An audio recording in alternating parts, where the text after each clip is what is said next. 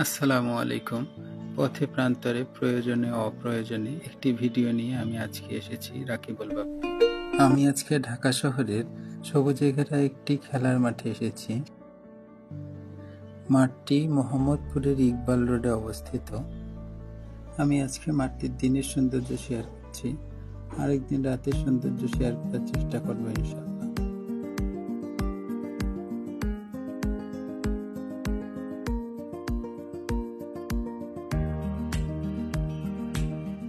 মাঠটিতে ছোট ছোট ফুলের গাছের পাশাপাশি অনেক বড় বড় গাছও রয়েছে, যেমন বট গাছ রয়েছে, সেগুন গাছ রয়েছে, আম কাঁঠালও রয়েছে, ঔষধি গাছও রয়েছে, অর্জুন, হরিতকি।